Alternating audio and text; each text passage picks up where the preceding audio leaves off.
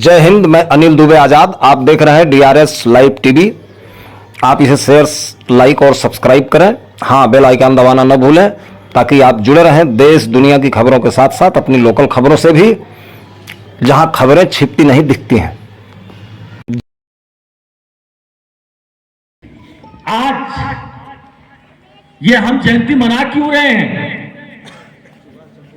23 जनवरी सन 1897 को, 23 जनवरी सन 1897 को कटक में, उड़ीसा के कटक में नेताजी का जन्म हुआ था। और उसी परिप्रेक्ष्य में आज 23 जनवरी को पूरा देश ही नहीं बल्कि पूरा विश्व नेताजी सुभाष चंद्र बोस की जयंती मनाता है, जयंती मनाता है। अभी मैंने पूर्व में कहा भी, फिर उसी बात को रिपीट कर रहा हूं कि सुभाष चंद्र बोस के साथ जो राजनीति हुई, जिन्होंने आजाद हिंद फौज का गठन करके देश को आजाद कराने में सक्रिय भागीदारी और सक्रिय नेतृत्व हिंदुस्तान के सेनाओं को दिया, हिंदुस्तान के युवाओं को दिया,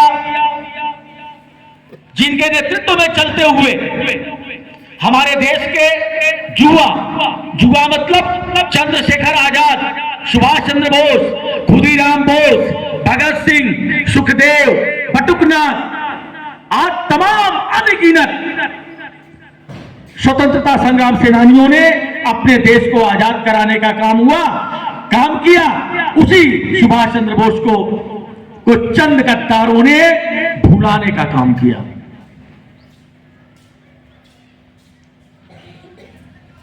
अफसोस होता है, दुख होता है कि एक तरफ वो था कि दे दी हमें आजादी बिना खड़ग बिना ढाल, साबरमती के संत तूने कर दिया कमाल। एक तरफ वो था और एक तरफ नेताजी सुभाष चंद्र बोस का वो था कि तुम मुझे खून दो, मैं तुम्हें आजादी दूंगा। और जब खूनों की नदियां देश की धरती पर गिरी, लाला लाजपत राय को लाठियों से पीटा गया, सुखदेव राजभर को फांसी दी गई, चंद्रशेखर आजाद को गोलियों से छलनी कर दिया गया, सुभाष चंद्र बोस को लाठियों की मार पड़ी, तेल लूटनी पड़ी, जलियांवाला बाग हुआ, चौरी चौरा कांड हुआ, तो नारा वही काम आया कि तुम मुझे खून दो, मैं तुम्हें आजादी दूंगा। तब देश आजाद हुआ। और बावजूद कुछ चंद लोगों ने देश को और हमारे सबसे प्रिय स्वतंत्रता संग्राम सेनानी, जिनके नाम पे आज भी हमारी तीनों सेनाएं, चाहे वो वायुसेना हो, नवसेना हो, जल सेना हो, हमारे यूपीपी हो, हमारे होमगार्ड हो, हमारे सीआरपीएफ हो, हमारे जो है पैरामिलिट्री फोर्स हो, सारे लोग उन्हीं का नारा देते हैं, जय हिंद।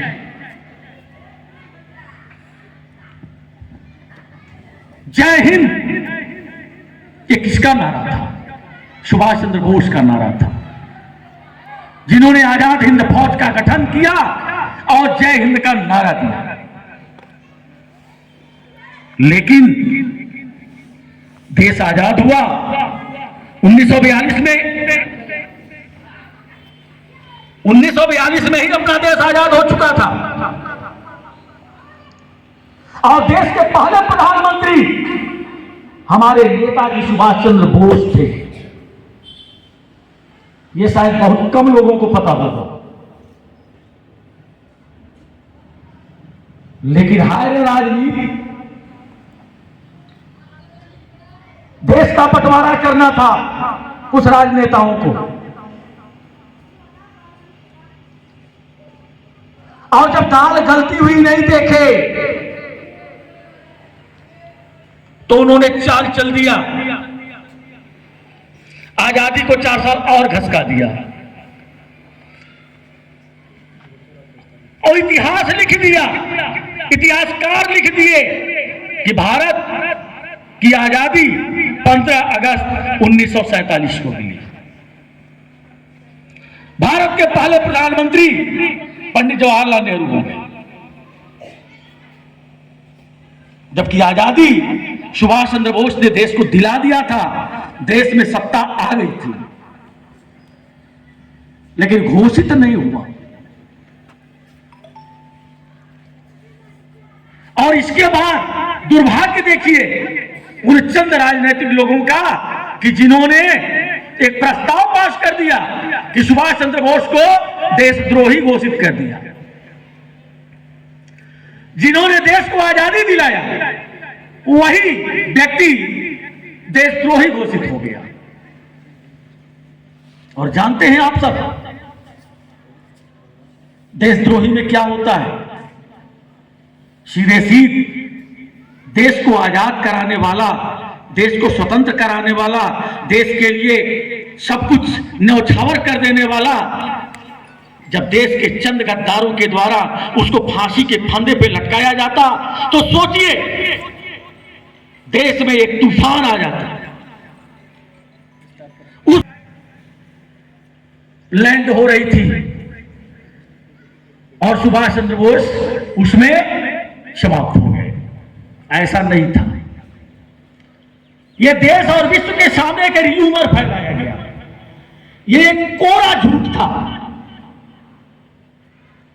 और उस समय के इतिहासकार आप सभी जानते हैं कि हमारे देश के इतिहास को कितना तोड़ मरोड़ करके लिखा गया। कुछ चापलूस इतिहासकार थे, आज का हमारा क्रांतिकारी पत्रकार परिषद होता तो मुंह पर तमाचा मारने का काम करता था। लेकिन संयोग है कि हमारे तिवारी की बात में जागे,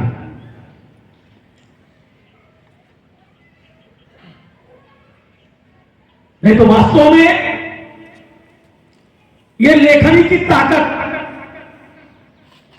मैं बार बार अपने बच्चों से भी कहता हूं कि लेखनी से दोस्ती करो, लेखनी से प्रेम करो, कागजों से प्रेम करो, किताबों से प्रेम करो।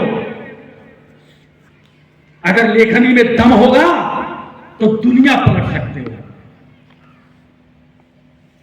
लेकिन उस समय कुछ चाटकार लेखक भी थे, चाटकार पत्रकार भी थे, और बुरा मत मानिएगा लेकिन सच्चाई ये है, ये सच्चाई है कि राजनीति ने नचाया और एक किन्नर समाज की तरह उन लोगों ने पैसे की लालच में या लोभ में नाचने का काम किया।